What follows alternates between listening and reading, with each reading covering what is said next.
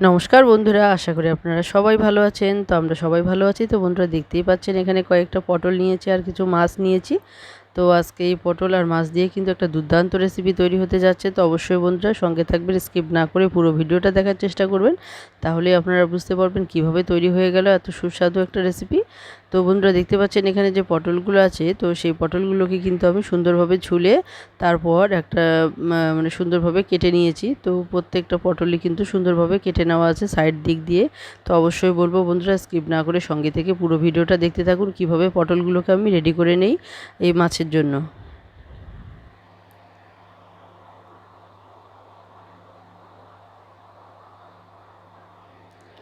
তো দেখতে পাচ্ছেন বন্ধুরা যে পটলের যে উপরের খোসাটা আছে সেটা কিন্তু আমি সুন্দরভাবে ছুলে নিচ্ছি।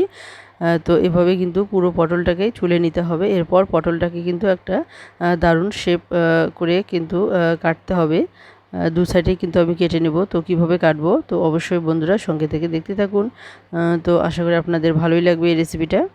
তো দেখুন এখানে কিন্তু পটলগুলো আমি কেটে নিয়েছি আর সুন্দরভাবে কেটে নিয়েছি। তো কিভাবে কেটে নিয়েছি তো দেখুন এখানে আমি কাঁটাটা দেখাতে পাচ্ছি না। তো এখানে আমি কিভাবে কেটে নিয়েছি তো সেটা আমি ভালো করে দেখিয়ে দিচ্ছি। তো দেখুন এখানে কিন্তু যে পটল আছে তো পটলের দু সাইড আমি কিন্তু এভাবে কেটে নিয়েছি, কিন্তু যেখানে আমি এক সাইড কেটেছি তার অপোজিট সাইডে কিন্তু আমি তার একটুখানি উপরে কেটেছি। তো দুটো কিন্তু সমানভাবে কাটিনি। একটা যদি উপরে হয় তাহলে আরেকটা কিন্তু নিচে এভাবে কিন্তু কেটে নিয়েছি, তাহলে পটলগুলো কিন্তু ভেঙে যাবে না।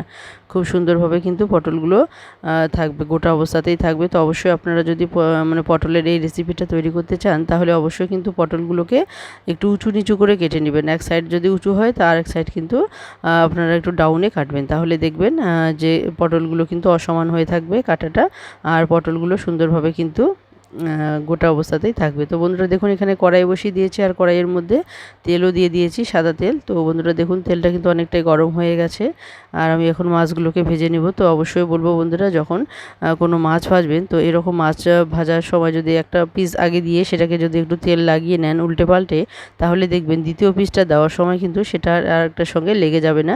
তো সুন্দরভাবে কিন্তু আলাদা আলাদা সুন্দর করে মাছগুলো ভাজা হয়ে যাবে আর মাছগুলো কিন্তু ভেঙেও যাবে না। তো বন্ধুরা দেখতে পাচ্ছেন আমি কিন্তু একটা একটা করে মাছ দিয়ে দিচ্ছি, মাছের পিস, আর মাছগুলোকে কিন্তু সুন্দরভাবে উল্টে পাল্টে করে তেল লাগিয়ে নিচ্ছি। এতে করে কিন্তু মাছগুলো কিন্তু সুন্দরভাবে আলাদা আলাদা করে ভাজা হয়ে যাবে আর একটার সঙ্গে একটা লেগেও যাবে না আর মাছগুলো ভাঙবেও না। তো বন্ধুরা অবশ্যই চেষ্টা করবেন মাছগুলোকে এভাবে ভেজে নিতে। তো বন্ধুরা দেখুন এখানে কিন্তু মাছগুলো আমার ভাজা হয়ে গেছে, তো আমি নামিয়ে নিয়েছি। আর এখন যে অবশিষ্ট তেল আছে মাছ ভাজার, সেই মাছ ভাজার অবশিষ্ট তেলের মধ্যে আমি দিয়ে দিলাম পটল।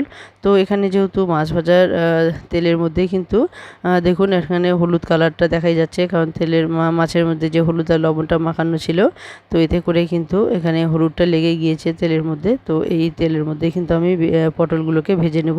তো দেখতে পাচ্ছেন পটলগুলোকে কিন্তু আমি মানে কেটে নিয়েছি সাইডগুলো।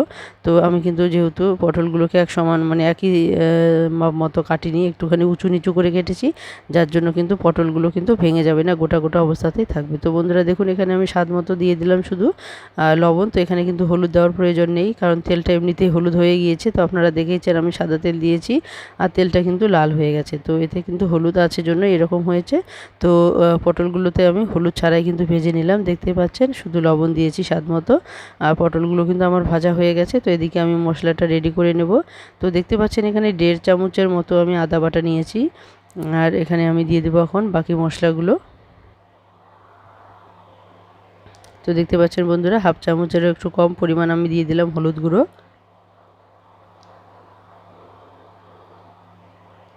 দিয়ে দিলাম জিরে গুঁড়ো হাফ চামচেরও কম।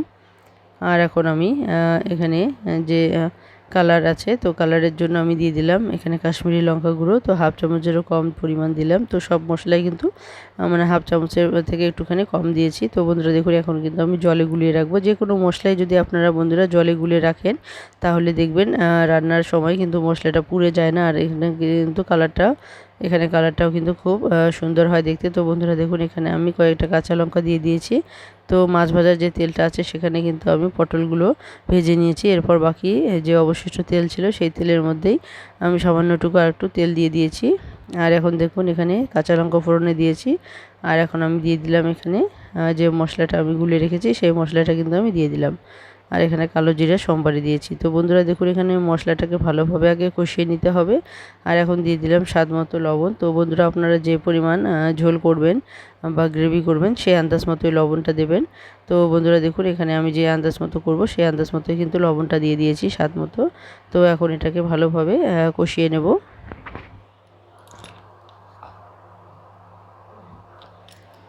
তো বন্ধুরা দেখতে পাচ্ছেন এখানে কষানো প্রায় আমার হয়ে এসেছে, তেল ছাড়তে শুরু করে দিয়েছে। তো দেখতে পাচ্ছেন, তো এখন আমি যে পরিমাণ মানে স্যুপ রাখবো সেই আন্দাজ মতো কিন্তু এখানে আমি জল দিয়ে দিলাম। তো 1 গ্লাস পরিমাণ জল কিন্তু আমি এখানে দিয়ে দিলাম।